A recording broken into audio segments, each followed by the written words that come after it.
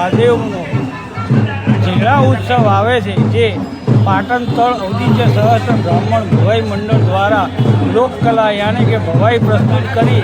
એક લોકમેળો યોજાશે, જેમાં મામલતદારશ્રી સરસ્વતી તરફથી સરકારશ્રીના નેજા નીચે રહેલા આભૂષણો અમને આપે છે, જે પેટી લાવી અમે પાટણ જૂનાગંજથી સંઘ દ્વારા જાડેશ્વર મહાદેવ લઈ જઈશું। જે પેટીમાં ભોળાનાથની ચાંદીની મૂર્તિ, મા પાર્વતીનો શણગાર, શિવજીના આભૂષણો, નાગ, ચમ્મર, આવા બધા અનેકવિધ હીરાજડિત, રત્નજડિત, સુવર્ણના અને ચાંદીના દાગીના હોય છે આ પેટીમાં, જે પોલીસ બંદોબસ્તના નીચે પાટણ લાવીને જાડેશ્વર લઈ જવામાં આવશે। ત્યારબાદ ત્યાં પહોંચ્યા પછી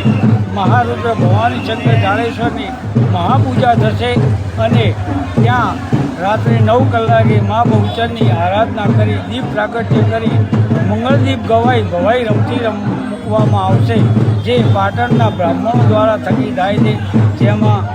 ગણપતિ, વિઠ્ઠલ, મિયા બીબી, ગોરખ જોગણી, કાલી અને સવારે રામ રાવણનું યુદ્ધ કરી પરિપૂર્ણ કરવામાં આવે છે।